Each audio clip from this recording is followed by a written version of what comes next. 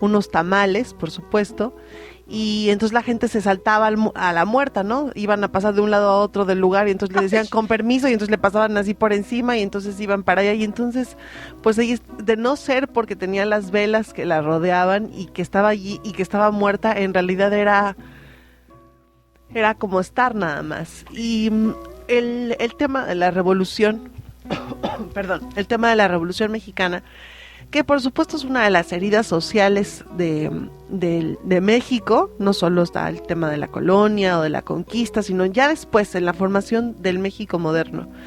Está el tema de cómo impactó a ricos, a pobres, a la gente en los demás estados, en el centro, en la economía, etcétera. Y entonces la voz de las mujeres fue fundamental. La presencia de las mujeres tanto en el hogar como pues en la bola, ayudando a sus hombres, en el tren, a caballo, en el monte, como Leona Vicario pariendo hijos y con la otra escribiendo. Yo amo esa historia que paría hijos y escribía artículos, qué maravilla.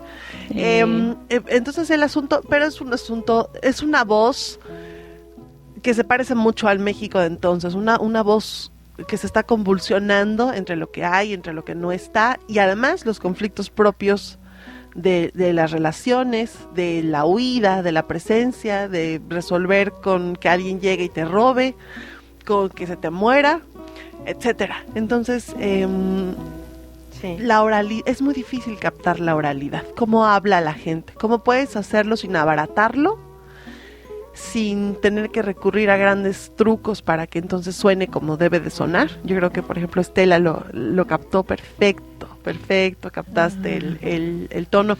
El sentimiento de Jesús. Sabes que ese es uno de los libros que más me gusta de ella. Sí, a mí también me gusta mucho ese libro. Y la otra cosa, recordemos que Elena Poniatowska, ella escribió primero en un periódico y ella usa muy bien la crónica y el reportaje. No todos los libros de ella están manejados en el mismo lenguaje, tiene una variedad de ¿cómo se dice?, de herramientas estilísticas que vienen de su propio ejercicio de su trabajo, que aunque no necesitaba trabajar, pero ella le encantó trabajar creo fue en el Excelsior, ¿no?, desde muy niña. Bueno, y las crónicas periodísticas y entrevistas a personajes que participaron directamente en la Revolución Mexicana han dado origen a la creación de obras literarias como esta, en la que Elena Poniatowska revive las experiencias de la soldadera Jesús Palancares, una prolongada entrevista que se fue transformando en una rica y colorida crónica, un estudio antropológico, como decía Miranda, de cómo se enterraba antes y todo esto, un registro histórico y con los elementos de ficción que la autora introdujo, sin duda es una de las novelas más importantes de México desde su aparición.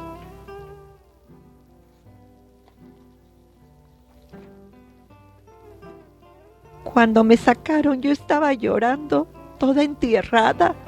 Entiendo que por haber agarrado el aire del Camposanto, se me ponen los ojos colorados.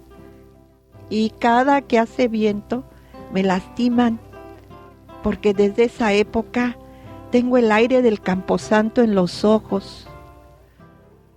Los vecinos hicieron una cruz de maíz y la sembraron en un cajón en el atrio de la iglesia de la Mixtequilla. Allí rezaron el novenario, los 9 días que toma el alma para cruzar el espacio. Cuando se hizo milpita y se dio muy alta, levantaron la cruz y la llevaron al Camposanto, donde estaba tendida. Quedó la cruz de milpa como señal en la tierra de la vida de mi mamá. Mi mamá murió de susto. O el muerto vino a buscarla, porque soñó que un par de perritos tiernitos le estaban mordiendo la pierna. Y al despertar yo oí que le dijo a mi papá: ¡ay, qué sueño tan feo soñé! Que un par de perritos tiernos me mordían mi pierna y yo los retorcí y los remolí hasta que los maté. Y los dejé tirados en el suelo.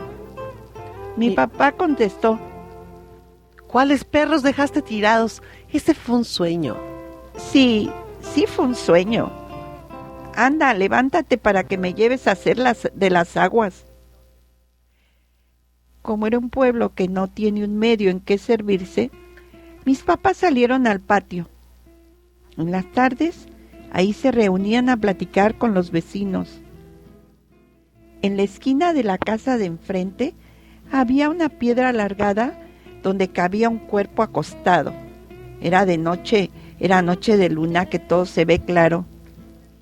Mira, Felipe, lo que hay allá enfrente. ¿Dónde? Aquí encima de la losa. ¿Quién lo mataría? Oye. ¿A quién? Mira, ¿quién mataría a ese hombre que está ahí? ¿Cuál? ¿Cuál hombre? Pues a este que está aquí tirado en la losa. No, yo no veo nada. ¿Cómo que no ves nada? Si yo le estoy agarrando los pies. Yo no veo nada, María, pero si tú lo estás mirando, vámonos. No sé que alguien lo haya matado y nos carguen la muerte a todos.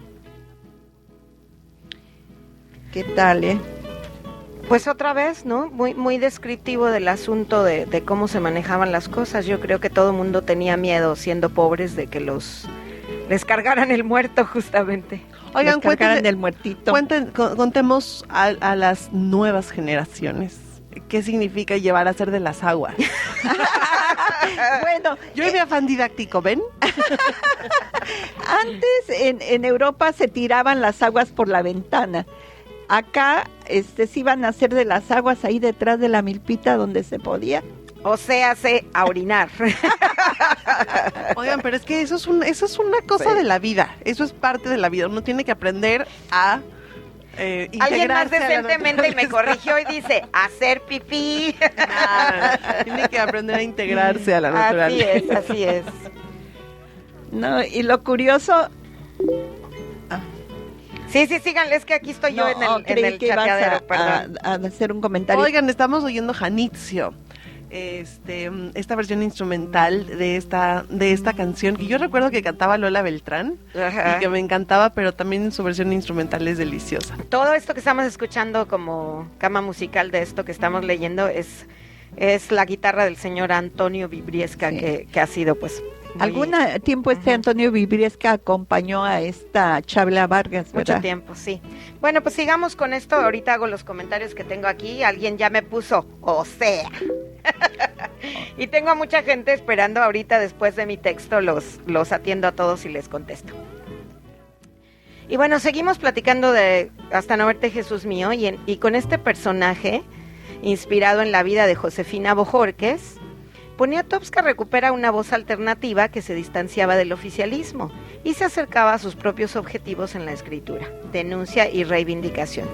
Aquella voz que brotaba del anonimato en la multitud urbana, guardada en un cúmulo de memoria, valor, sensibilidad, espíritu de supervivencia y saberes populares que reflejaban otro México y podían hacer un balance alternativo sobre el legado de la revolución.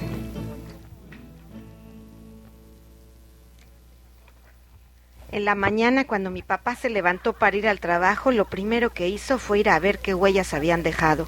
Ninguna. Encontró la piedra limpia. Bueno, ¿y cómo vio María a este muerto allí?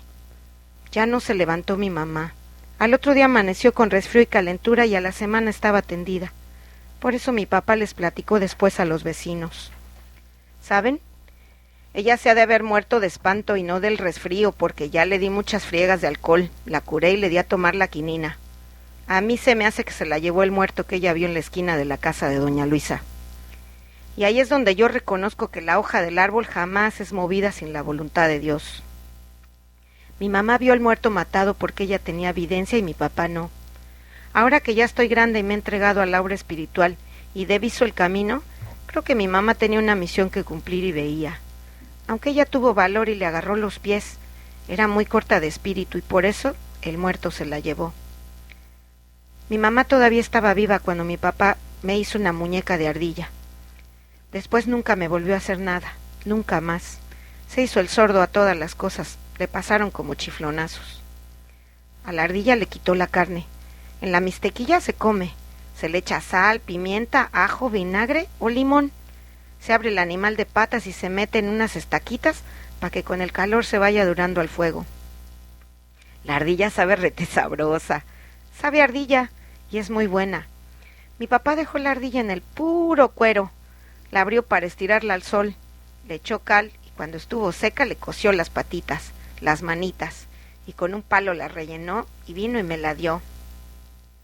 ¿Por qué está dura, papá? ¿Por el relleno? ¿Pero con qué la rellenaste? ¿Con tierra? No, con aserrín. ¿Y qué cosa es aserrín? Ay, Jesús, confórmate, juega con ella. Y ya jugaba con el animal ese. Me tapaba mi rebozo y me cargaba mi muñeca, aunque mis manos rebotaran de lo dura que se sentía. ¿Qué tal? Una muñeca de ardilla. Una ardilla disecadita. Imagínate nada más. Ay. Aquí lo más enternecedor es el punto de que nunca más tuvo nada del papá, ¿no?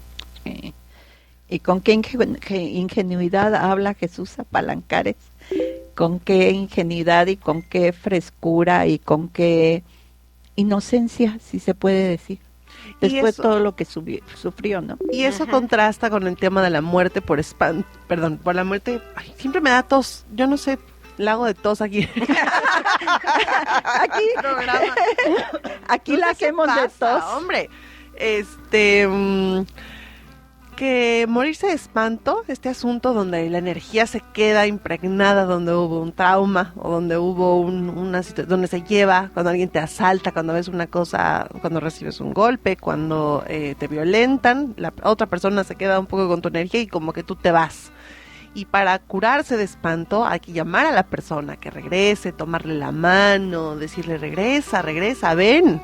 Y entonces el alma vuelve, pero si no, la persona se consume. Y eso, bueno, alguien podría decirnos no, que no está comprobado científicamente, pero es una creencia y es una causa de muerte muy válida también. Entonces, bueno, el contraste entre la inocencia y la muerte por espanto. Oigan, pues hoy están súper activos, ¿eh? Qué padre. Miren, aquí nos dice alguien. Fíjate que mi mamá contaba que mi abuelita le echaba las aguas a sus novios cuando le llevaban serenata. Me gusta mucho cómo le dan vida a la lectura. Alguien más nos dice por aquí... A ver... Estela, Miranda y tú me hicieron recordar cuando escuchaba las aventuras de Calimán. Me remonté a los años cuando mi abuelo me cargaba en sus piernas y escuchábamos los relatos en el radio. ¡Qué bien! Y también alguien nos dice por aquí, Chabela Vargas, tómate esta botella conmigo y en el último trago nos vamos. Me encanta.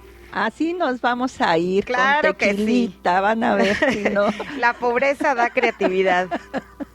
Sigan comentando, que eso nos hace muy felices y además pues le da vida al programa. Así es que, ¿qué tal? Bueno, pues yo les voy a contar lo que les había prometido de mi amigo Víctor Arta Sánchez, que nos platica de su experiencia en el taller con Elena. Déjenme encuentro bueno, me dice Elenita, es una gran escritora, gran periodista, tuvo la oportunidad de acceder a su taller por ahí de 1989. Ahí estuvo unos 3 años. El lenguaje ayudaba a poner en orden lo que danza en la mente para expresarlo de una manera sencilla y sin rebusques. Su estilo, como bien conocido, es muy coloquial. Sin embargo, el fondo de lo que se quiere decir debe de ser el eje del texto, y eso lo estamos viendo claramente en esto que estamos leyendo. El taller lo daba en la colonia San Ángel, no era en su casa, era en casa de una gran amiga suya, Alicia Trueba. Entre Alicia y Elena recibían los textos de varios grupos de personas o de señoras, y algunos de ahí ya salieron personas que después publicaron, como Celso Santa Juliana o Adela Salinas, y bueno, también invitaba a varias personalidades a que platicaran y abrieran el panorama de lo que se podía no solo leer y escribir, sino pensar. Por ejemplo, Ikram Antaki llegó a ir en algunas ocasiones, Ikram Antaki, que era una escritora Sí. también deliciosísima. Y bueno, era una mujer Elena es una mujer muy humana, muy preocupada con las injusticias, y tiene un liderazgo nato y siempre está y estará donde pueda aportar algo a los demás, y eso se agradece muchísimo. Un ser social, político, activa, siempre con una vitalidad envidiable. Era muy dulce